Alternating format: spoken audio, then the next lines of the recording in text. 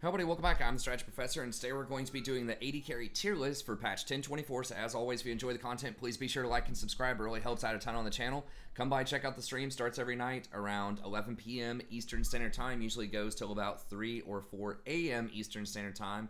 Very friendly, chill community. We'd love to have you. I try to talk as much as I can during the stream, explaining what's going on in the game itself and sort of my take on it. And then I'll also try to hold a conversation with the chat and talk about anything that y'all want to talk about. So very friendly, chill. Be sure to like and subscribe and come check all that out. Okay, let's go ahead and get in here. And I do fresh patch notes, tier lists, and just tons and tons of other topical guides always coming out on the channel. So be sure to check all that out as well. Okay, so I have a real quick meta update. They did try to change a lot of things about AD carry on this patch. There were lots of buffs and nerfs to different things that pertain to AD carries, but I don't think it's going to shake up the meta that much, and we'll talk about why. The number one reason why is Jhin is probably the most oppressive champion that I've seen ever. Honestly, I've been around for a long time now. He's not the most banned champion. So if you're thinking about presence, you know, someone like Kassadin from Season 3 was banned a lot. But they don't really impact the meta that much if they eat a ban, right? So it's like, okay, someone has to use one of the 10 bans in the game to ban that champion. But the thing is, he's not actually banned that much because people just don't understand just how much Jhin is warping the meta. And we'll talk about him. He's going to be number one on the tier list, of course. Anyone that doesn't have him as number one is trolling. But we'll talk about why that is. But the main thing to look at here is the 41% pick rate is unprecedented. I don't think I've ever seen a champion that's been over 40% pick rate consistently. It's 41% pick rate and over a 53% win rate. So that means everybody is playing this champion. Literally 50%, not literally, but close to, you know, half of the 80 carries that are played are playing Jhin. So that means there's going to be like an 82% chance that if Jhin is not banned, he's going to be in your game because one side or the other is going to pick Jhin. And that dramatically warps the meta because he has a favorable matchup into every single AD carry. He has a favorable matchup, right? So if you look at weak against here, and this is Lolalytics. People have asked me before, you know, what's this website that I use? It's just Lolalytics, has lots of really good stats on champions, matchups, items. It's all sorts of great stuff. I'm not sponsored by them or anything. I just think it's a really useful website. But if you look at this, this is his matchup into AD carry, starting with his lowest win rate and going up to the highest win rate. And you'll notice something here. His lowest win rate is still positive. Literally every champion in the bottom lane, both AD carry and support, it doesn't matter what they pick, you have a favorable matchup. The worst that it gets is 50%. And then very quickly, it starts to go to the 52 plus club. And against some of the off meta champions, it accelerates to go past 54, right? Let me see here. So when we get to like Jinx is 54, then you start getting up into like Aphelios and you get like a 59% win rate and all that stuff. So he literally has a winning matchup into everything.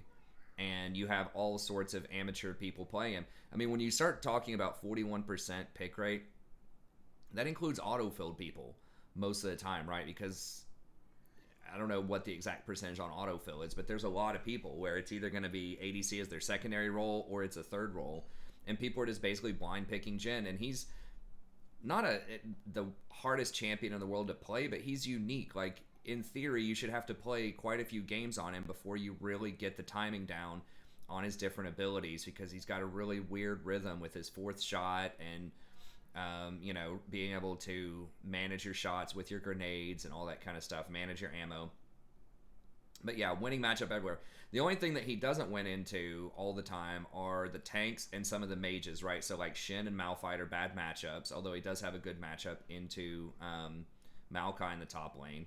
And then your usual suspects, the really OP stuff in the jungle, like the Nunu and the Amumu especially. He's got a slightly unfavorable matchup there. But and like the big assassins, the Fizz, the Echoes, and stuff like that. But by and large, with most champions, he's going to have a winning matchup against like 80 or 90% of the champions in the game, and literally every single champion, every combination you could come up with that's going to be even remotely meta, he's going to have a win rate. So that's very suppressive, right? So if you look at every other champ right now, look at how many champs are going to have negative win rates because of that, right? Like, look at how many champs have a negative win rate right now in the AD carry role. everybody has a negative win rate just about in the AD carry role because Jhin suppresses all of them because he has a good matchup in all of them and he's played every game. So if you don't play Jhin or ban Jhin, you're going to lose and you're going to have a negative win rate most of the time. So he's extremely, extremely meta warping champion. And I'm absolutely stunned they did not nerf him this patch. So like the only champs that are like mainstream champs that have a positive win rate overall period right now are Jhin, Miss Fortune, Trist, Vayne, Kaisa, Samira. 6. Count them, 6 meta champions that have like, you know, a 2% or higher play rate. Have a positive win rate. And then how many have a negative win rate? We've got 1, 2, 3, 4, 5, 6, 7, 8, 9, 10, 11, 12, 13, 14. 14 mainstream 80 carries all have a negative win rate. So it's not that they're all like absolutely terrible in the bot lane period. Like there are some okay things, but it's because they're terrible into Jhin and everybody plays Jhin. So if you don't like to play Jhin, you damn well better ban him or your bot lane's going to lose most of the time. Okay. And like part of what's making him very strong and a lot of the other champs that have positive win rates is because they abuse Eclipse plus Collector, right? So Eclipse did get tapped on this patch. It's, I think, a 16-second cooldown now instead of 12 seconds for 80 carries, or for ranged champions rather, and then it's a little bit higher for melees. But this item's still just way too good. And it's not even the damage that it does, it's the other things that it brings to the table over here, right? So I did the math on this. It's really hard to like look at a fair comparison of anything that has lethality on it because the stat is absurdly undervalued. It's only valued at 5 gold each, but it can not quite, but as the game progresses, come pretty close to canceling out 1 armor, which is worth 20 gold. So it's really, really mispriced. So when you look at cost efficiency of items, it's not accurate when it's anything that involves a Sarita Dirk. But it's somewhere close to you're paying 500 or 600 gold for this passive. And it ends up giving you 6% of the target's max health, which isn't insane. But like if they have 2,000 max health, that's 120 damage. So that's about the equivalent of Duskblade in a lot of scenarios. Duskblade might be slightly more, but it's pretty close. It's still only on a 16-second cooldown versus Duskblade, if you don't get the resets, 15 seconds, so it's similar. However, not only does it do damage, but the really important thing is it gives you 15% bonus movement speed for 2 seconds, which is massive, especially because Jhin's going to take Boots of Swiftness. And then it gives you this shield for 100 plus 30% of your bonus AD, and Jhin gets a lot of bonus AD because of his passive. So when you have someone that has like, you know, 300 bonus AD in the mid game, then you're going to end up getting something like almost a 200 shield. So you're getting movement speed, you're getting a proc that's similar to Duskblade, and you're getting a 200 shield in a lot of circumstances early on, all on the same item. Those are like 3 different powerful passives that are all built into one. And so that's why you just see this on everyone. It's probably the most OP mythic right now, especially after nerfing Night Harvester from the mages. This has to be one of the most OP mythics. I mean, everybody gets this. Like, all of the top 80 carries get this. Many of the best assassins will get this. And even a lot of the bruisers get this. So it's just really busted. They just need to take something off of this. Like, either get rid of the shield. I think they should get rid of the shield because it just doesn't make sense on an assassin item. So just straight up get rid of that shield. If they need to compensate a little bit more, maybe bring it back up to 8% of the target's max health or something if they get rid of the shield, I think that's fine. But it just doesn't fit thematically because it's got good defense, good mobility, and respectable offense all on an item that already has really good stacked up stats. It's got Omnivamp, which is a very rare and powerful stat. It's got AD and it has lethality. It just does way too much. So it's super OP, and any champion that can use this in the AD carry role is going to be strong. So who are those types of champions? It's champions that have abilities that do really strong damage, and that's where the lethality comes in, right? And Jhin has lots of those, right? He's got grenades, he has his W, he has his ultimate with those shots. So all of that's going to be very strong. And then if you take Dark Harvest, which is also good on him, then you do extra damage on the Dark Harvest when you have lethality, because the Dark Harvest proc is physical damage when it's on a physical damage champion. So it's going to benefit from that as well. So lethality is just super good on him. AD damage, flat AD is very good, and that's it. So you might be asking, well, why hasn't he always built lethality? He did back in the day. If you've played the game long enough, you've seen lethality builds on Jhin. It's just the itemization just wasn't as good. It just didn't have that much power on it as this has right here, especially with this passive. And Infinity Edge used to be a lot better than it is currently. And champions like Rapid Fire were better and more cost efficient than they are currently. Even something like Essence Reaver has been better than it is currently. So there were just better options back in the day for Jhin. Stormrazer was way better for a long time there. But now that a lot of that has been nerfed, Eclipse is better. It also has a very good mythic here, which is you get 4% armor penetration for each other mythic. So, you know, when you get each other legendary, when you get 2 other legendaries, you're going to get an extra 8% armor pen, which is very good because it applies percentage armor pen first, and then it applies the flat pen off the lethality after that. So the Collector, I don't know if it has it on here, but the Collector is another one. And I said this item was probably going to be very strong on Jhin and Misfortune. If you watch my 80 carry preview video, it's very good as well. So, well, let me just go through here. This will be a better way to do it because I do want to show the Collector really quickly. So it's the same kind of drill. It has AD and lethality, but it also has crit on it. So this is where people that can really abuse the Collector, and I said it was just going to be a small subset of 80 carries that could be very strong, and that's what it has ended up happening, is they have to be able to use crit and lethality on the same champion. And so really they need abilities that can also crit, and it just so happens Jhin has abilities like that, like the 4th shot on his ultimate, and he has particularly good scaling off of crit in general, as everybody knows. On Jhin. Now, is it called the Collector or just Collector? I can't remember. The Collector, okay. But yeah, that's what makes this item so strong as well, is its attack damage, lethality, and crit. So it just has everything that Jhin wants. And then it does have this execute. If they're below 5% of their maximum health, they get executed.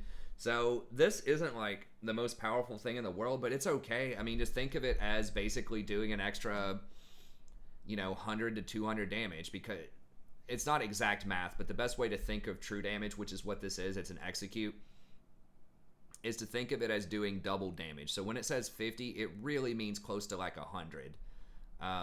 When you take into account that it bypasses all of the armor. So it's not exact math, but that's a good rule of thumb, and it's a lot more powerful than people think it is, true damage and executes in general. So if you're against a 2,000 health target, this is going to, you know, be the equivalent of, you know, it's going to execute them at 100 health, and when you calculate for armor and stuff like that, it's close to doing 200 damage to somebody. So it is actually pretty powerful. It's the equivalent of, I would say, something like a Dustblade proc in a lot of situations in terms of the damage that it's going to put out. So it's very good, but I mean, the big part of it is just this stat line. You get more lethality, you get the crit, and you get the raw 80 damage. You don't waste any stats on attack speed, because attack speed's not that great on Jhin. Yes, it does convert over to AD, but it's not a very favorable conversion rate. And that's the same thing with Misfortune, who we'll talk about, who's near the top of the list, and Draven, who his win rate's not as impressive as Jhin and Misfortune, but I think he's really underrated right now, and I think a lot of it is people are just getting the wrong items on him.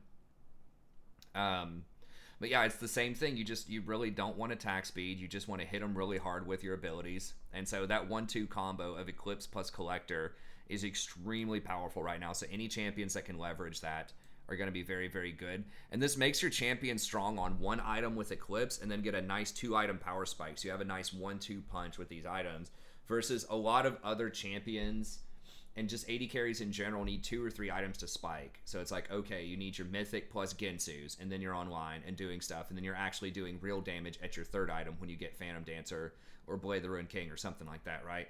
So your first item, whether it's Shield Bow or even Kraken, is not that strong by itself. You really need the synergy of a follow-up item like a Gensu's or a Stormrazer or something like that, versus Eclipse and Collector are very, very strong standalone items, and they work really well with each other as well. So yeah, that's where it is. Samira got a nerf on this patch, and I thought it was really going to be like pretty worthless. I didn't think it was going to impact her at all, but it turns out that it actually did impact her quite a bit, because she was like a 53% win rate. Now she's down to 50%. Now, part of this is likely, maybe the nerf. And the nerf was just something like she can't jump as far with her passive. So whenever someone gets CC'd, she used to be able to dash like 800 range, gap close onto them, and knock them up for the extra half a second. And they changed it now to where I think it's like 600 range. So it seemed like it wasn't that big of a deal. But I think the big thing is, kind of like I was just talking about with other champs, is she just doesn't abuse the Eclipse Collector as well as some of the other people do. Now, she does have a good win rate with Eclipse, but a lot of people aren't buying that item. So it could just be a case of people just aren't building her correct, and they should just be doing Eclipse Collector. But Collector is still going to be strong on her. But Bloodthirster is also pretty good, just because her ult applies a full stack of, or like maximum healing. And if you look here at this win rate, I mean, this falls off a cliff, right, at 25 minutes and 30 minutes. And that's, people don't think about that with her, but she really is like pretty terrible. I guess, again, because when you're up against tanks, it's really hard to get those kills and get those resets.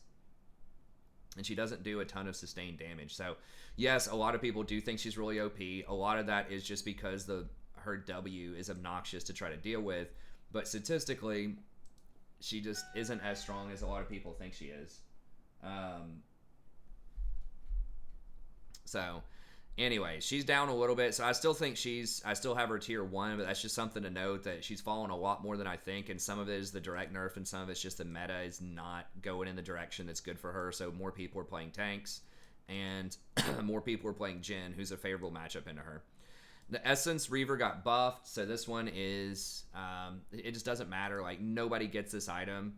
I mean, maybe Lucian, but he has a low win rate anyways. He's got like a 48% win rate. I looked on Ezreal. Ezreal doesn't get it, so there might be 1 or 2 champs where this is okay, but it's a pretty poor design overall. I mean, it's like, it's interesting, but it's just weird to have crit on an item that is trying to get you to cast more spells and things like that. So that makes the Collector a little weird too, but the Collector at least has lethality on it, versus Essence Reaver it's just an odd collection of things on an item. It's very, very niche. Varus was like a very bizarre set of changes. I talked about this in my Patch Notes video. So they're trying to turn him into a spell slinging champion, something like a Lucian, but it requires too much setup, and he just doesn't have the kit that's built for that. Like, Lucian can do the spell spam thing because he can reposition, and he's very mobile, and so he can kind of, dash around and do all that. Like, his kit just kind of works with that. But it's like Varus is slow. He doesn't get any sort of move speed increases on anything. Like, what they did basically is they're highly encouraging you to put blight stacks on someone, so auto attack someone 3 times to get the blight stacks, and then fully charge your arrow for 2 seconds. And if you shoot them with a fully charged arrow, then you do like a lot of extra damage. You do 50% extra damage on the blight stack, which is okay, but it's like, he's just not built to do that, and you have to charge it up for 2 seconds. It's like, someone's gonna dodge that a lot of the time. So I don't know. I like the idea of working on the lethality build where, he can just fire like arrows from a long distance and poke people out. I think having more poke AD carries would add some tactical diversity to the role. So I like that. It doesn't have to just be Ezreal. But I just think the way they did that is odd, and they pretty much gutted his much easier to play on hit build, where you just kind of walked up and you're a glorified Kog'Maw that has an effective ult. So I think they need to rethink that a little bit, go towards the poke. If they do want him to be able to run around and do the spell slinger thing, then they need to allow him to cast his arrow faster, like no more than a 1-second charge on the arrow. And it needs to give him some kind of movement speed whenever he triggers it as well. So, I don't know. It's just really confusing what they're trying to do with him overall. He's just in a very, very weird spot. So, I think that personally the poke build was the most interesting of his aspects. But, because you can poke from afar, and then you have your ultimate to help sort of self-peel if someone gets on you. But yeah, I mean, they're trying. They're trying to make him diverse. It was just kind of a tripped and fell on their face there. Blade the Run King, this is a massive nerf, and this is a huge bait item. So do not get this item on anyone that's AD carry. It's all bad, right? And we'll talk about that when we get into Vayne a little bit later, but just Phantom Dancer is pretty much always going to be better. So I don't even know why they nerfed that. Like, Jax was getting it, Irelia was getting it, sort of, but both of them weren't that great in the meta overall right now, and this was a pretty substantial nerf. It was like 100 extra gold and 5% less attack speed, so it's kind of a joke. But anyways, so yeah, we talked about Eclipse, got a small nerf, doesn't matter, still absurdly OP on so many champions. It will get more nerfs. Kraken, now Kraken was interesting because it ended up giving, I think, 5 AD, which is nice. It's 65 total AD now, and then it scales based on 45% of your bonus AD rather than 30%. So on the surface, that's like, wow, that's a lot more scaling. But you have to think about what are the items that champions get that are going to get Kraken most of the time. And it's usually attack speed items that don't have any AD. So it looks nice, but it's like, but is it nice? Right? Because, you know, if you go Kraken into Gensu's, that's no AD. And then you follow it up with Phantom Dancer, which is going to be the most powerful option in a lot of situations. They did give Phantom Dancer a huge buff. Which we'll talk. Oh, I didn't actually put Phantom Dancer on there. Okay, well, I forgot to mention that one, but I'll talk about it here in a second. Then that has no AD on it, so the scaling doesn't do anything. So it really has to be like Kaisa, who gets AD off of this, and Tristana, who's going to get raw AD off of this, are both seeing, you know, 1 to 2% win rate increases off of that because of the extra scaling. So we'll talk about them a little bit more later, but it's a nice buff. But a lot of champs that are gonna like want to use Kraken aren't gonna use it that much. And then tier is a lot better, so I think Ezreal got a big buff. A lot of other champs that used to use tier plus Gensu's are not doing that anymore because it has a really weird timing where you really need to finish your mana immune so that it helps you stack your tier faster, so your auto attacks can help you stack it. But if you're completing mana immune, that means you're severely delaying your mythic, which is usually bad. Most of the time, you want to get the mythic first. On the vast majority of champions, you want to go mythic first. So it's a weird timing, and the people who got it before were just buying it because it was cheap at 2,400 gold, and I think now it's 2,600 gold. And it just stacks a lot slower, and there's just better options, frankly. You know, you need those mythics early, so it's just really weird buy timings. So I wish they would just make the mana immune a mythic and just buff it up a little bit, just buff up the stats on it, and just make it for champions that want to, you know, cast a bunch of spells. And then combining, like, doing something with Essence Reaver, like taking the crit off of it and adding something else onto it.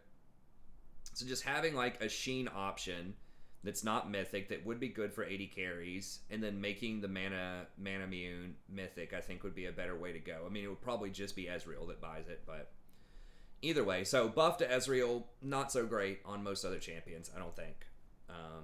Because most of the Gensu users are not getting that anymore. They're just getting Kraken, Gensu's, and then something like Phantom Dancer. And then Gensu can no longer damage towers. Now, I don't remember the exact buff. Let me see this here real quick.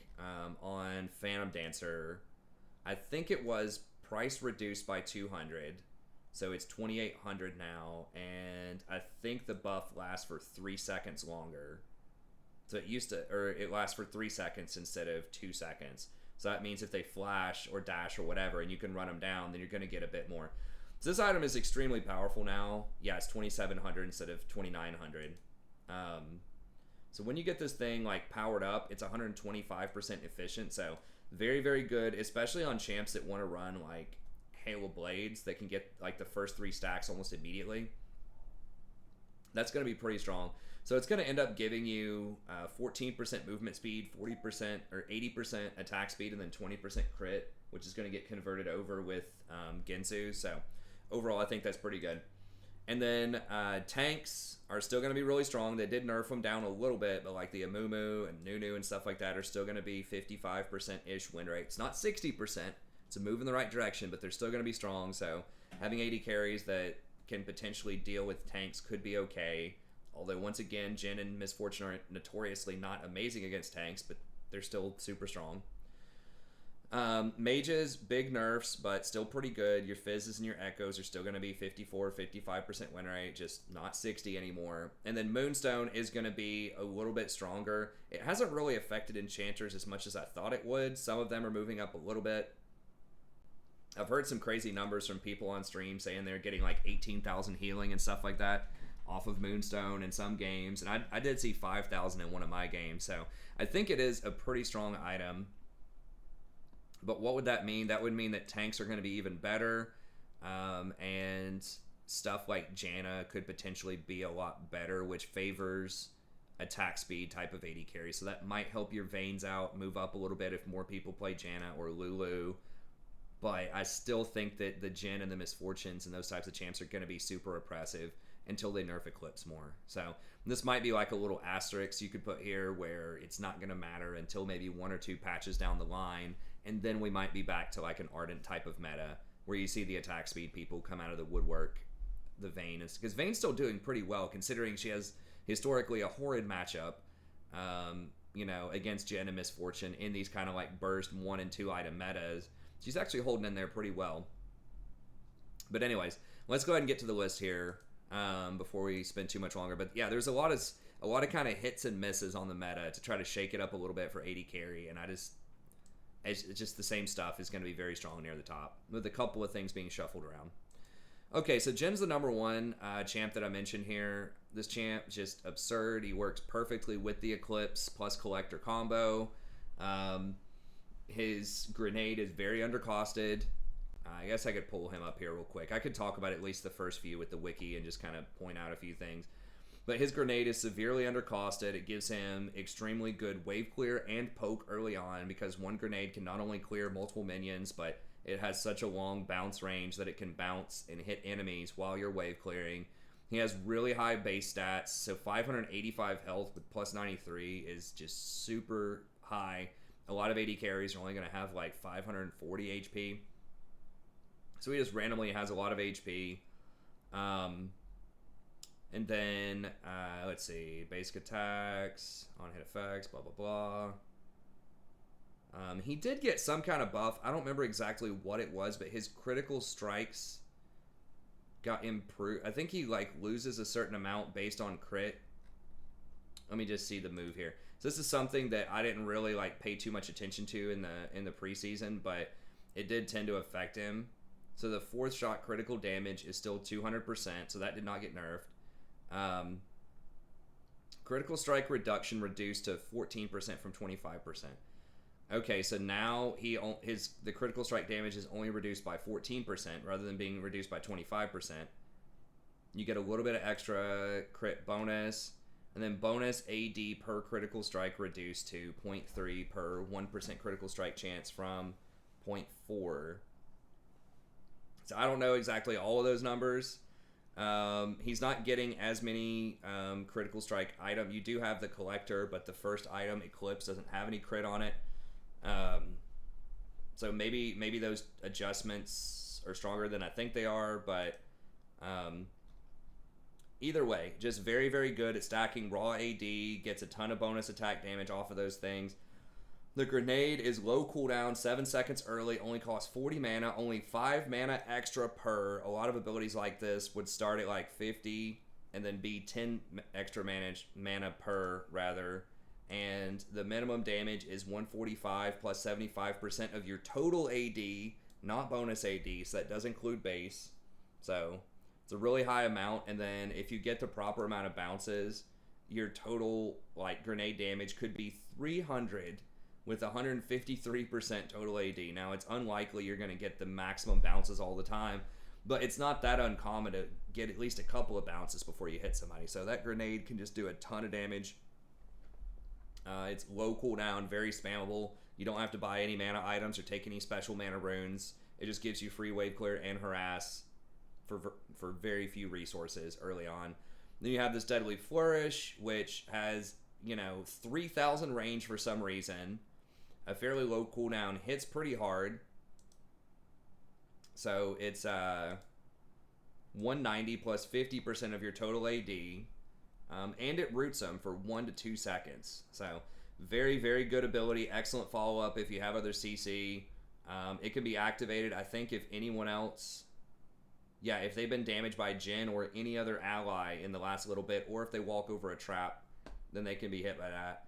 And then the trap damage is pretty massive as well. It's 260 base and 120% of your total AD, not bonus AD. Again, so very strong. And then it says it's a 35% slow, but honestly, that slow just... I don't know if it's bugged or what, but it's just like absurdly slow whenever you're in that thing. So just once again, extra wave clear, great way to trick people, to set them up for the W or whatever. So decent self-heal, decent wave clear. Whenever you kill somebody, you get an extra trap that shows up. So in team fights, you might get just free damage. So that's really strong. And then Curtain Call is a pretty low cooldown, just lots and lots of damage. If you hit them with everything, at level 11, it's 500 damage plus 80% AD. And then the fourth shot critically strikes and does all this other stuff. So he just does a lot of upfront, damage really early off of 0 items, 1 item, and 2 item. Good utility with his ultimate, with his W, with his traps. Great wave clear with the grenade. Gets a lot of extra free movement speed off of his passive every time he lands a crit. Can itemize into things like Boots of Swiftness, which allows him to reposition very well and works exceedingly well with Eclipse. He can get Collector procs very easily with the combination of Dark Harvest and his ultimate, being able to get people low. So he just has a ton of stuff. He just works too well with all of the items and runes that are out there right now. He's just the undisputed king of bot lane, so you better ban him or you better pick him pretty much every game. And then Miss Fortune's another one that I predicted would be pretty strong, and a lot of people did not have her up that far, but her win rate is pretty high right now. So her pick rate's still only like 10%, so her pick rate is still down there. It's 1, 2, 3, 4, 5, 6, 7, 8. She's only the 8th most picked champion right now. Everyone knows about Jhin, but Miss Fortune's still kind of flying under the radar for a lot of people. And I've always recommended Miss Fortune just as being a very solid AD carry, especially for newer players or auto-filled players. You should be playing Miss Fortune rather than Ezreal, because her game plan is usually pretty simple, and she just has a lot of really nice just excess utility and perks like I talk about with Jhin. Pretty high base health for an AD carry, 570. Gets a lot of free movement speed, so it's 325 base, but once you get 1 point in her W, she's going to get an extra 55 movement speed, which is the equivalent of, 15% extra movement speed or so from where she is. So maybe a bit more than that, maybe closer to 20%. So just has a lot of utility. She can rotate around. She gets preferable back timings. She can run up the river or, gank middle or, cover for her support while the support's warding. All sorts of nice bonuses with that movement speed. And the movement speed also gives her a lot of attack speed. If she does want to, start cracking through those tanks, she can do that. Then in the laning phase, very similar to Jhin, she has a super undercosted harassment mechanism with her double up. It's on a 7-second cooldown, just like Jhin's grenade early on. Costs virtually no mana, and you can bounce and get a lot of harassment on the enemy. So it's 100% total AD, not bonus AD again, plus a set amount of physical damage, and it can crit. So once again, we have an ability that can crit, just like Jhin's fourth shot.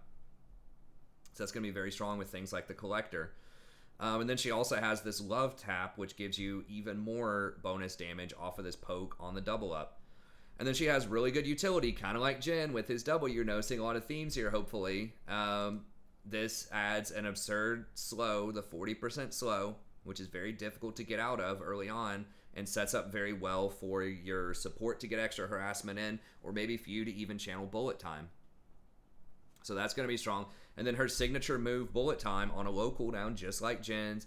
Very high impact ultimate. I would say this is more impact than Jhin's is in a lot of circumstances. So the damage on this is just absolutely nuts. Like, it's even at level 1, if someone sits in a fully charged bullet time, it's 900% of your total AD. 900%. So it's just absolutely like bonkers damage, and all of these bullets can crit. So not only is lethality very good with them because it's going to lower the armor of the targets, but it also can crit So you're not getting any wasted value off of the collector. She just loves everything about the collector. And she was the #1 abuser of collector is what I predicted in my preseason video.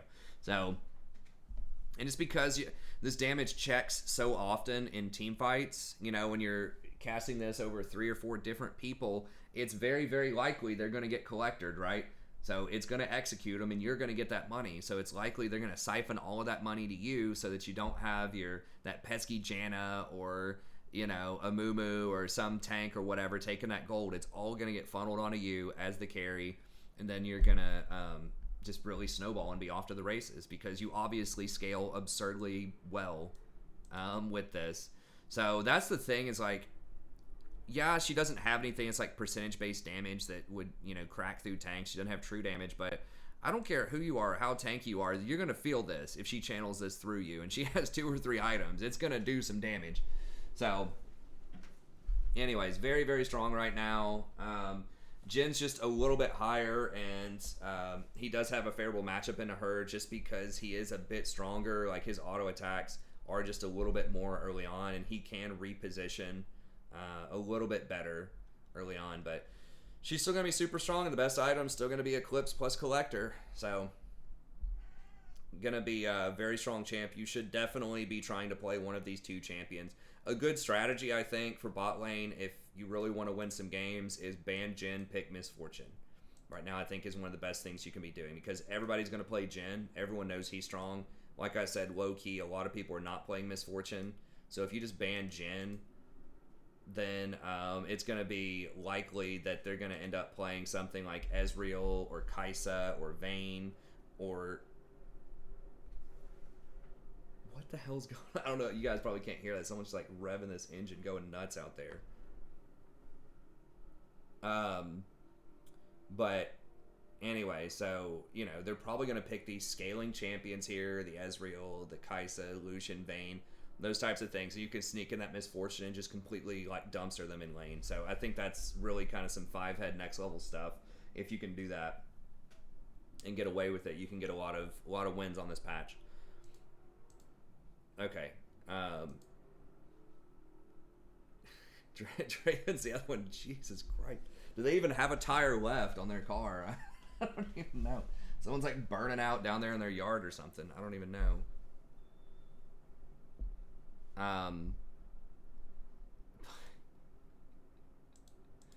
Anyways, the Draven, I think, is one of the... So Misfortune's definitely low-key really strong right now that a lot of people aren't getting. But I think Draven's another one who's pretty disrespected. Now, his win rate is a little bit lower than the other ones. He is one of the negative win rate ones.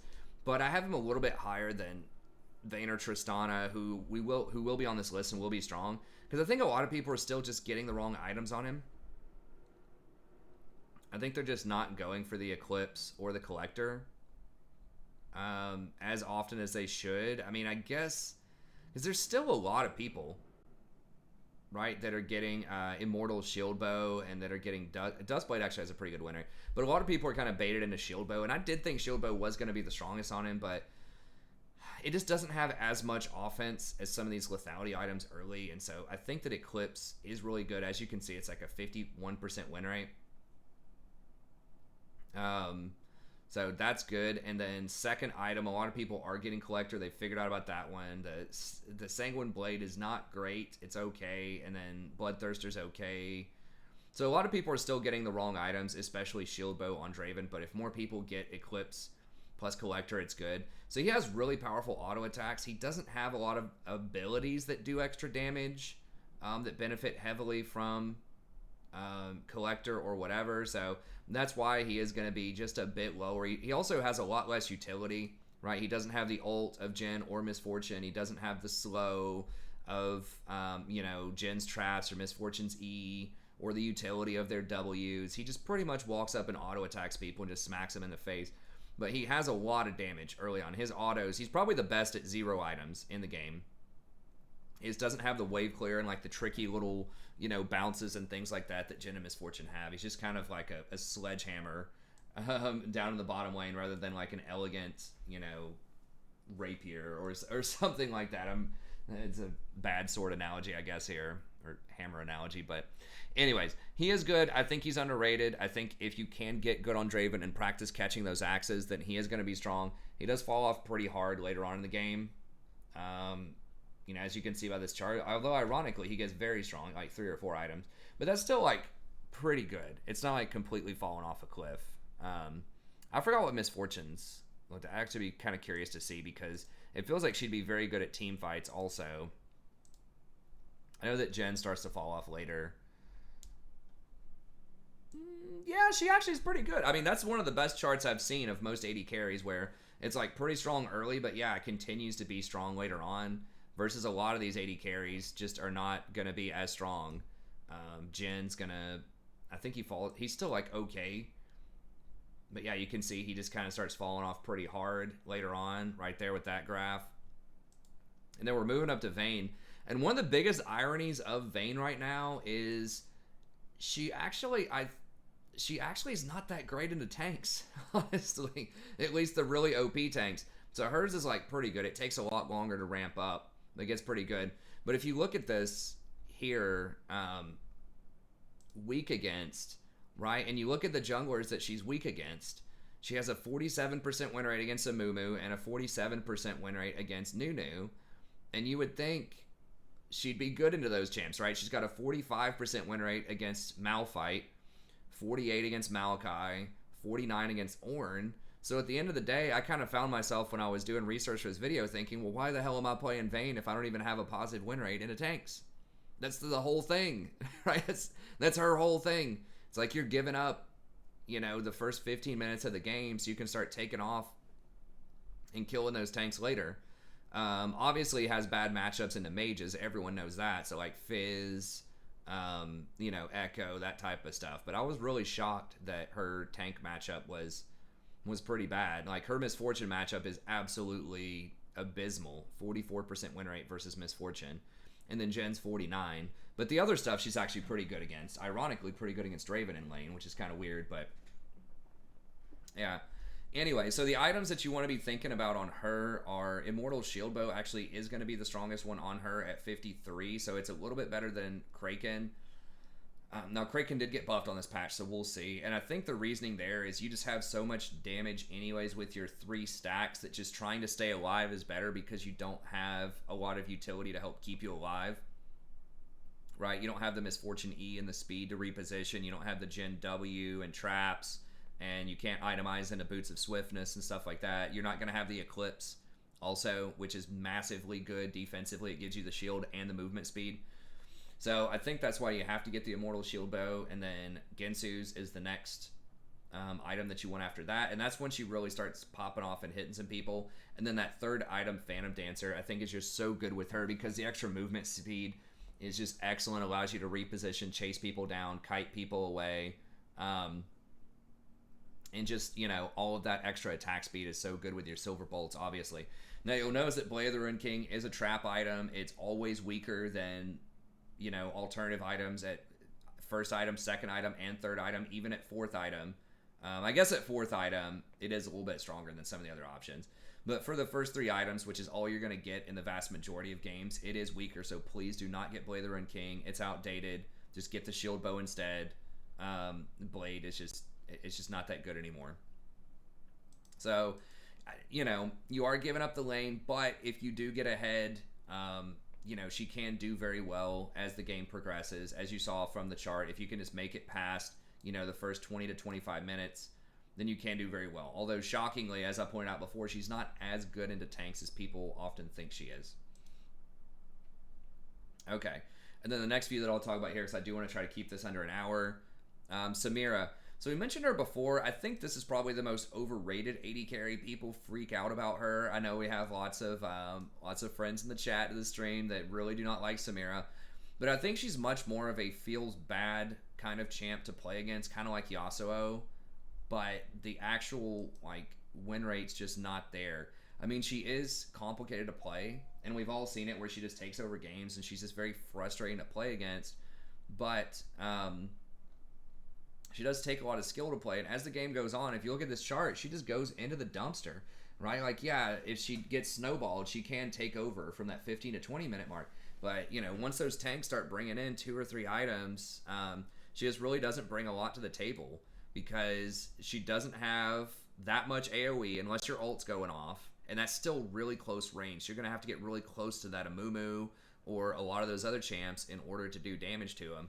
So she's really close range. She doesn't have a lot of AoE. She doesn't have utility. So she doesn't have, like, she's got her W to stop people from going on her, but she doesn't have a lot of, like, attack speed amplifiers. She doesn't have, like, the CC or the traps or the big, like, AoE ultimate outside of her ult, like, not like Misfortune is what I should say. Not like the Jhin to run people down or whatever, or to shoot them down, I guess, or like the Misfortune ult. So she's almost like an AD carry assassin type of champion. Like, I think Katarina, people often compare her to Katarina. I think that's fairly accurate. You know, there are a lot of differences in her and Kat, but she's close range, and she requires squishies to get those kills and get those resets, and there's just not a lot of squishies out there that you're going to be able to get a hold of. You're not going to get a hold of Jhin, most likely. I heard someone in a game the other day is just like, oh, you know, he was hovering Jhin and they picked Samira, and he's like, I don't want that, I want Xayah. I picked Xayah and we got murdered. And it's just like, Jin's good against her. Jhin wins against Samira. Jhin wins against everybody. So I'm not sure. I think there's just a lot of misinformation out there about this champion. And so I don't think she's terrible. I do think that she can be good. Like the shield bow plus either collector or bloodthirster are both pretty good, like, setups. I just think that you have to get snowballed, and she has some very clear weaknesses into tanks. I mean, her win rates into tanks are just god awful. Like Amumu's like 43%, Nunu's 46, Shin's 43, Malphite's 46. Maokai is 47, so just really bad. And she has negative win rates against a lot of the best AD carries. So like Misfortune's like 47% win rate against Misfortune, 48% win rate against Jhin. So just bad matchups all around into a lot of the top meta picks. And I think that's why she fell down a little bit.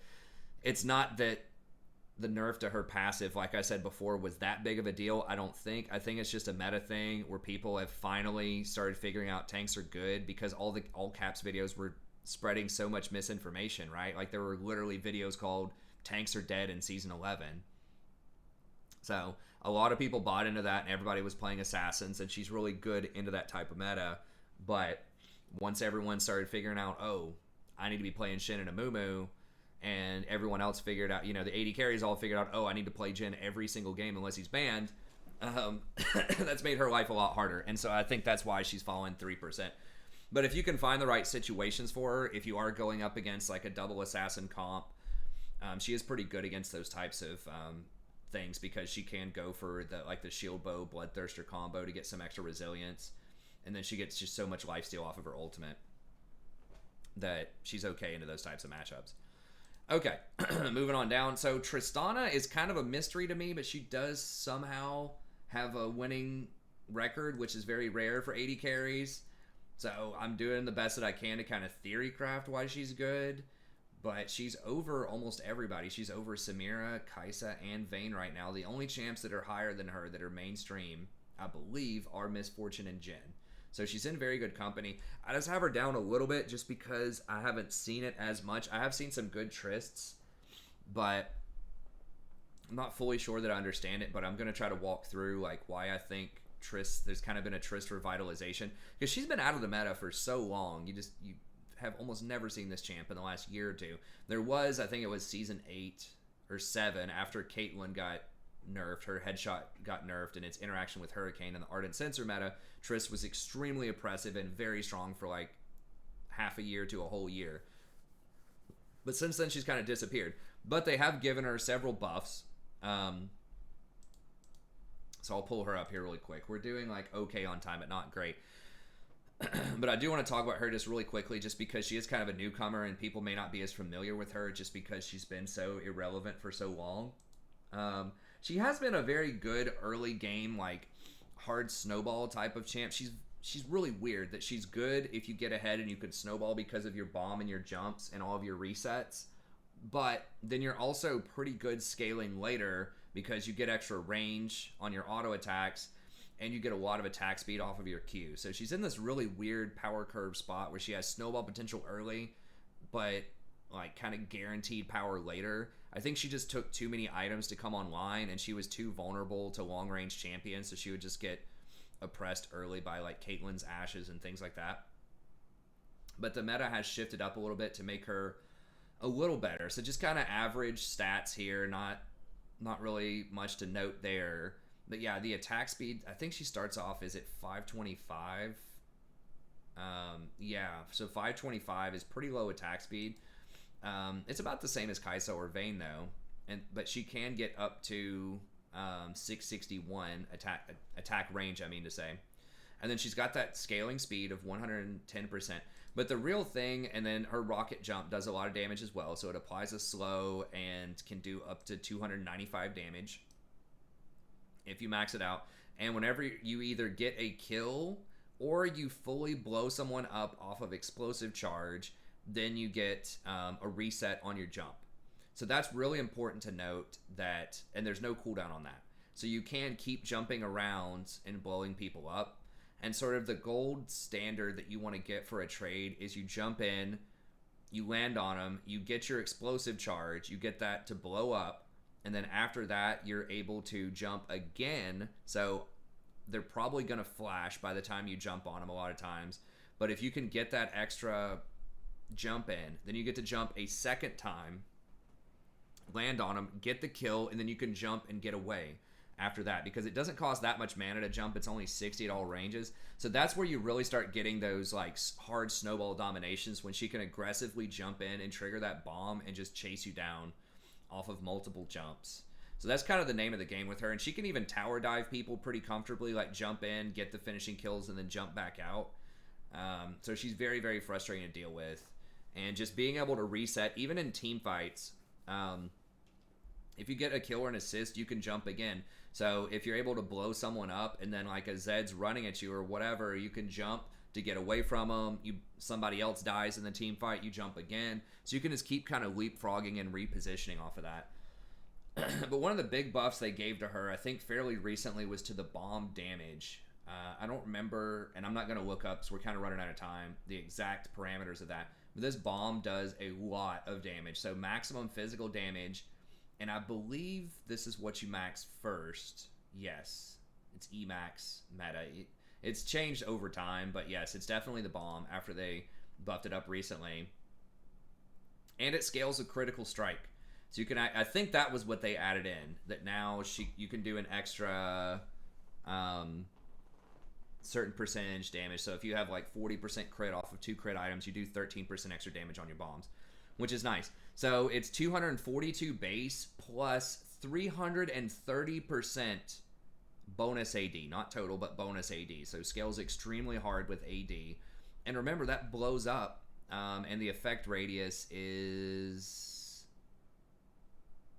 active. Okay. The effect radius is 300. If it's around a turret, you can actually blow it up on turrets too. Then it's 600. But that's a lot of damage. That's a hell of a lot of damage. So anything, and I think it's physical damage. Yeah, so basic attacks do the magic damage, but it does physical damage. So that works really well with lethality. So once again, she has lethality scaling and crit scaling. I think you can see where this is probably going. Lethality scaling and crit scaling there. And then, so really, really good burst damage with the jump, the explosive charge, the resets, great scaling with rapid fire if you can get down to it. And then her ultimate, I've been complaining about this thing forever on her. It's a very low cooldown, so it's 120 seconds. Does 300 damage. 300. Straight up, at level 6, 300 extra damage. That's like half of a squishy support's health bar. And knocks them back for quite a bit of damage. Knocked back and stunning all enemies in a radius around them. Okay, so it knocks people back and they're stunned while they're knocked back. And it can affect multiple people, right? So if you have like 2 or 3 people coming at you, you only target one of them for the damage, so it'll knock them back, but it pushes everyone else that's close to that back as well within a certain radius. Now, I don't remember the exact radius on that. But it's the same as your auto attack range. 200. Okay, so anyone that's around that is going to get knocked back. So this gives her really good offense and defensive capabilities with a lot of her kit, right? Because you can jump forward aggressively, you can jump backwards and use it as a special sort of almost like a long-range flash to get away. And you can actually buffer this as well. If you're an advanced Tristana player, you've probably seen this before, and it's a really confusing interaction, but if you start your motion upward on the jump, you cannot be stopped, right? So they call that buffering. So, and I don't know if it explains this here or not. Under details. No, not that. Right here. So while she's in the air, she can actually use her abilities. You can throw your bomb in midair and use item actives or summoner spells. So you can flash. So if they try to flash away from your jump, you can flash and land on them. So it does not describe the mechanic here. But basically how it works is if you're in the motion of jumping, nothing can stop you, right? So you can watch highlight videos if you look it up on YouTube of like Blitz hook hitting Tristana at the exact moment that she's about to jump up, and she completely ignores the hook. Or a Thresh hook, Ash arrow, anything that's going to be CC. She can be CC immune if she times it right. So it's difficult to time it exactly perfectly because basically it's got a 0.25 cast time. You have to time it to where that CC hits you during that 0.25 cast time. Because once you leave the ground, once you're in midair, then you can be hooked, you can be CC'd and stopped by any sort of displacement spell. So there's a lot of skill and really strong like usage of that ability, Rocket Jump, to avoid CC. But she's just a really good Tristana player, is obnoxious to deal with because she has that range, she has the ability to ignore CC, she's got the resets, and then this Buster Shot can both be used defensively to push everyone back off of you, but you can also use it offensively if you're ahead. You know, you could potentially insect somebody if you need to for like an assassination where you like jump over a wall and just like ult them and push them back into your lane so they can't get away or whatever. So you can use it offensively or defensively. So she's just a great combination of tons and tons of damage, pretty good wave clear, takes towers quickly, scales quickly. It's just if she doesn't get pressured enough early, she's going to be strong. Okay, well, where does the new itemization kind of come in here? I think a lot of people, Kraken is kind of the strongest one right now, and I was trying to think of like what's up with that. But I think, was she going Hail? Yes, this is what a lot of people have been doing now, is that this allows her to stack her bomb so much faster, and people have realized this. So many people were doing like press the attack or lethal tempo before, but with Hail, you can stack your bomb up so fast, just 1, 2, 3 hits, and something else that's very good with 1, 2, 3 hits is going to be the Kraken, right? So now you get 1, 2, 3 hits with Kraken, you trigger that, and then your bomb's going to trigger, and you can ult somebody to blow them back. And I think, does the ult count as a 4th hit or not? I'm trying to remember.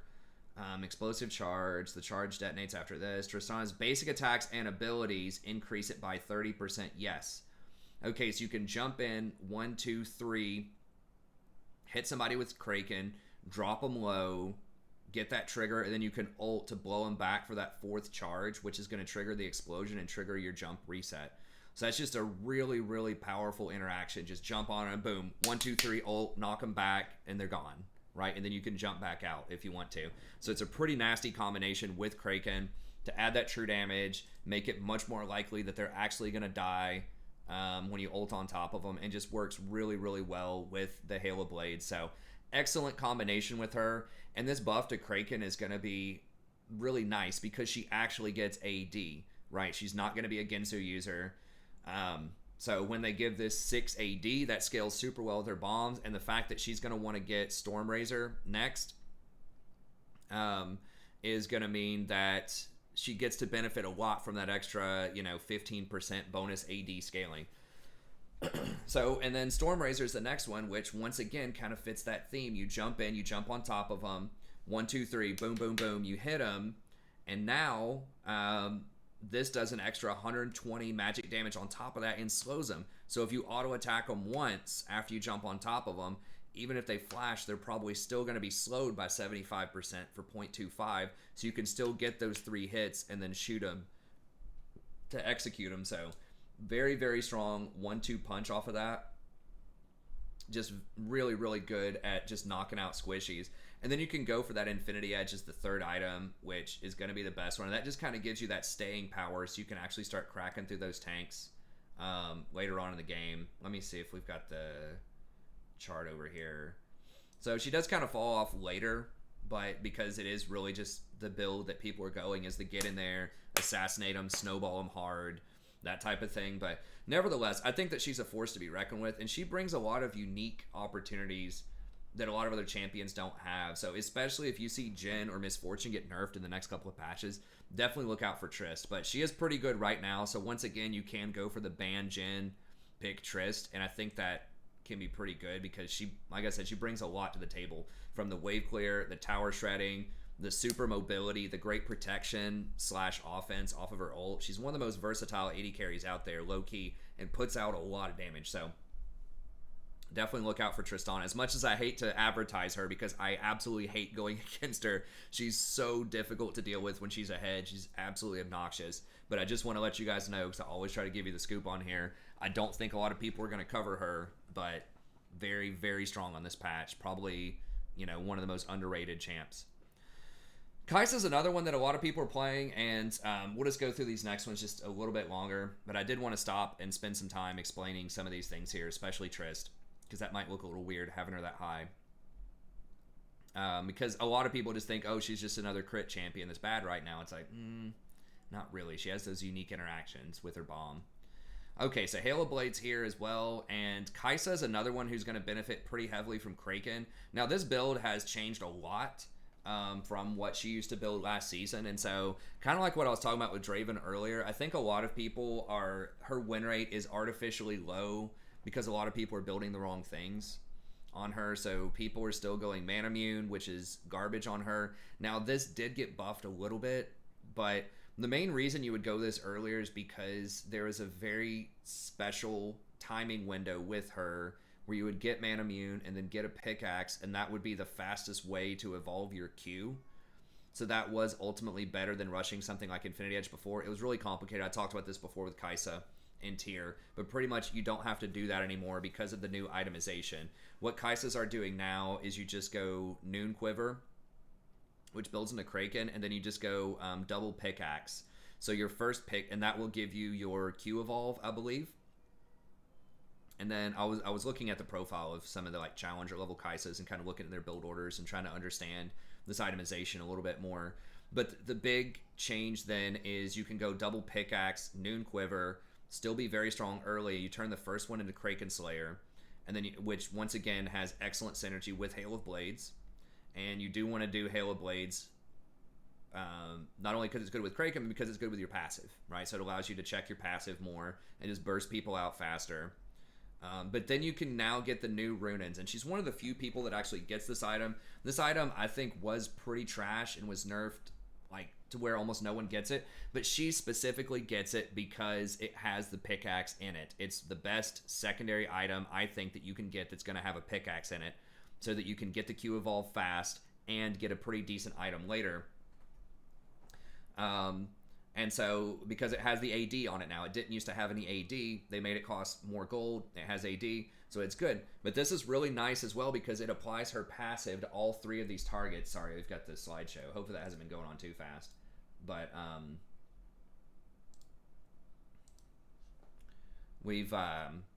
because she can apply the passive to everybody there, so that makes her really good in team fights. And then it scales much harder with raw AD now as well. So the extra AD off of Kraken Slayer is going to be a really good combination with her. And so very good scaling option. And then you can get Infinity Edge third, which is a big AD item, which is great. But now you also have the crit off of Kraken Slayer and the crit off of Gensu. So if they do anything to buff Critical Strike, she's going to be one of the best ones out there. Or if they nerf Jhin or Miss Fortune, she's going to be very strong. But she's one of the few champions that's going for kind of this very traditional, like, scaling crit kind of build. But that's why you see those items, specifically Kraken Slayer plus Gensu's. If you ever wondered, it's because you can go double pickaxe, and Kraken works exceedingly well with Hail of Blades, and that has great synergy with you know, all the stuff that I just described. So she's pretty strong. You know, before she was kind of weak on one item and started doing stuff on 2 items because she'd go like tier man immune, which means you're worthless for 15 minutes. And then she'd go Gensu's and kind of scale after that with either Nashers or something of that nature. And some people are still trying that. It's just a far worse build, right? You have this here. Now you can go for Dusk. I haven't really thought about this. I personally don't think it's that good. It has an okay win rate. The problem is, like, lethality doesn't work with her passive, which is magic damage. I believe her Q is physical damage, though, so you do get the lethality bonus on that. So it's okay, but Mana Immune's terrible, and Shield Bow's actually quite bad as well, just because you're not going to have enough damage, and I don't think you're going to be able to evolve. I don't know the exact breakpoints, but the fact that this only has 50 AD and this is now going to have 65 is probably a big deal in terms of her evolution. But this item has an okay win rate at 55 AD, so I'm not sure. But these are the items that you want to get. Gensu's is not really where you want to be. It does have a pretty good win rate on it, but it's not going to allow you to double evolve because it doesn't have a pickaxe in it anymore. So, you know, think carefully about that. But Kaisa just brings a lot to the table, right? Like, she does have some heavy snowball potential. She's really good at repositioning and dodging and getting around people, right, between her ultimate, her E, and all of that. So, you know, very good scaling. I think she's probably pretty good as the game goes on. Still kind of a dud. I mean, that's not a good-looking chart. But she's okay. She has some potential. She's hard to play. So if you make good use of all of her abilities, she can be very strong. But yeah, that chart's not that encouraging. Okay, and then Ezreal I have up here a little bit higher as well, which might seem kind of odd because Ezreal seems like my mortal enemy on the channel. I like the guy, right? I like the champion. I think he's a great design. I just think that a lot of people aren't good enough to really leverage his abilities, and when he is good enough for the average player to use, then he's OP. That's my thought. But I think he might be kind of a victim of itemization here as well, like so many items or so many champions are in the preseason. But if we look here, I think the best thing to get early is to start off with Tier, which unequivocally did get buffed on this patch. I still think it's a shaky item in general. But this item right here, this Divine Sunder, this is really where you want to be on Ezreal. A lot of people are getting Trinity, but Divine Sunder, as you can see, has like a 2% higher win rate. This gives attack speed and only 10 ability haste, which is okay, but not great, versus this is going to give you more AD, so like 5 more AD, and it's going to give you 200 more health and 10 more ability haste. So you're going to be a lot sturdier. It's going to be difficult for assassins to blow you up. And it has pretty good scaling against tanks. Now you do 10% of the target's maximum health whenever you Q them. So it's not 200% damage early on, but against the Amumu in the mid game, against the Nunu and stuff like that, I think this is probably going to be more damage. It's going to be 200 damage whenever you proc it, and it heals you for that amount as well. So it's very good just for kind of sustaining and just kiting around and being effective in fights. Versus Trinity is going to do more damage, especially against squishies. So that is helpful, but like the movement speed, I guess, is nice for kiting as well. But I've just seen Ezreal's run this, and it just feels so much more impressive. So that's something to keep in mind. You do not want to complete Muramana first, though, I don't believe. You want to really complete it second. And then the third item, I think that, you know, Blatherin King, once again, is a bait. It's a lot of people are just building the old items they remember, just the Trinity, Muramana, Blatherin Kings. They don't read the patch notes or don't watch videos like this that break stuff down for people. But Ravenous Hydra is actually something that's coming up and pretty good because it's 15% Omnivamp. It's got the ability haste. It's got the AD. And it's going to do like AoE damage. So in team fights, you get that bit of splash damage. I don't remember the exact range on the splash, but now you can potentially hit multiple people because your abilities trigger it as well. So now it's not just your autos, but it's also abilities. So it's really good for bunched up team fights. And then I think that Sherelda's is really underrated, and this was an item I was saying was going to be very strong on champions like Ezreal ever since the preseason patch, because it gives you that 30% slow for 1 second. So this is just a much better like old school Iceborne Gauntlet. So you have the 30% armor pen, you got the extra ability haste. So overall, just super strong item right now to get like third, although it doesn't have the lifesteal. So this right here, this Ravenous Hydra plus Divine Sunder, like the lifesteal off of both of those, could be pretty massive. So that's an interesting item. This is one I did not think about on Ezreal. I was thinking about, I think, Titanic on certain champions, but this is actually a pretty cool sort of innovation that people have come up with. So I think he actually can be very good right now. If the Ezreal's ahead and he's a good Ezreal, there's just almost no counterplay to him. And as you can see, it's a pretty good looking chart here for the most part. Like, he does ramp up quite a bit, up to 25 or 30 minutes. So historically not amazing into tanks, but he can kite him really well, and he can just kind of poke him down and do a bunch of damage. So he's good. He's unique. If you're okay with just kind of sacrificing the lane and you just want to scale up and have a lot of utility later, I think he's a good option. And that's it for the most part. I don't want to go on too much. The last few that I'll note, Ash's win rate has fallen dramatically, which is why I pushed her out of my tier 2. She's down. She might even be below 50%, whereas she was, enjoying like a 53% win rate at one point. Yeah, so she's below 49. And you might be wondering, well, what the hell happened? They didn't nerf her directly, ostensibly, but they actually did. How it worked, they said they fixed this interaction, is that with Gensu's originally, I believe that she was still getting the bonus damage off of her passive. So if you had 20% crit, how that usually works on Ashe is you never could crit before, but you would get 20% more damage off of critical strike, right? And you could get a critical slow, which would be like a triple slow on your arrows. But the big one was critical strike converted over to 1% extra damage. So before they fixed this, and I think they either hot fixed this in 1023 or maybe in 1024, before this happened, you could both benefit from the Gensu's conversion over on crit, and you would benefit from her passive, because it was still counting it as you could crit, although Gensu has disabled your crit. Well, now they have changed that to where basically if you buy Gensu's, it disables your passive. So you do not get the extra percentage damage. So that hurt her enormously. Just imagine, right? Even off of like when you would buy Gensu's second, I think people were even rushing at first item on her. But if you got it second at 40%, you're doing 40% less damage than you were before this hot fix to Ashe. I mean, that's an astounding amount of lower damage.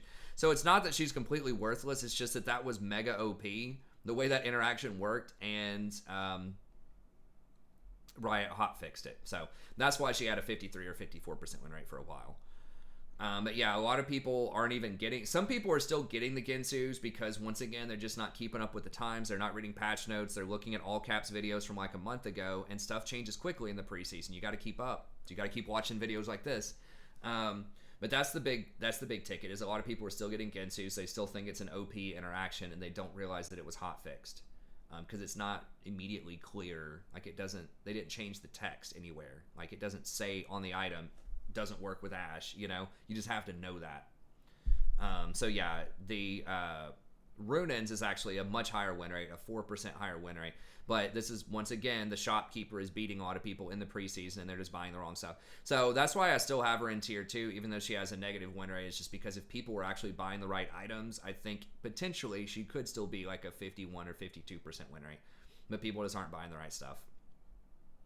People still buying Blade the Rune King on her. It's just disgusting. But anyways, so if you do want to buy the right stuff, it looks like Kraken into Runin's would be a pretty good combination. Remember, Kraken does not work with Runin's in the sense of like you can't get 3 Kraken procs if you hit 3 different people with the bolts. But nevertheless, it's just still a pretty decent item on her in general. So she's still okay. She's not terrible, but chart doesn't look fantastic. But you got to remember, a lot of this is so suppressed just because of Jhin. If you just ban Jhin, I promise you all the AD carries would go up like 2% win rate at least. So it would be a much better looking chart if Jin's just not in the game right now. As much as I love him, you got to ban him if you're not going to play him. And then Twitch is the last one.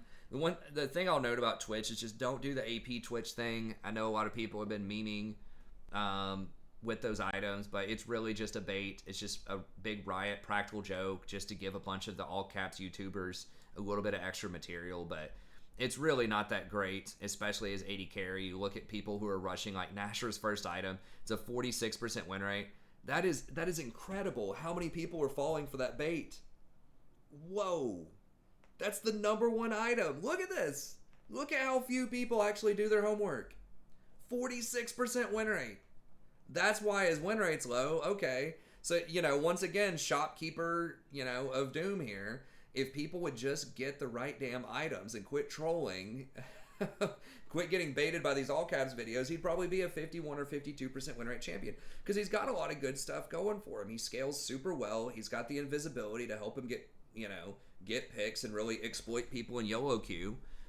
He has a lot of good properties, but it's just people getting baited by these all caps videos. Do not get Nashers on him, especially after the nerf.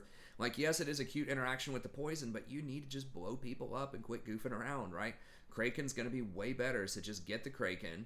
Blazing King actually is statistically the best item, but it's got a low win rate, and I don't think that includes... Maybe that includes the nerfs. But just get Kraken. Kraken plus Hail of Blades, right? People doing Hail. People still doing PTA? God bless. Do Hail. Hail, Kraken. It's a good combo. We've seen it with lots of other champions. Do Hail. You need to blow people up fast, and that's the best way to do it right now.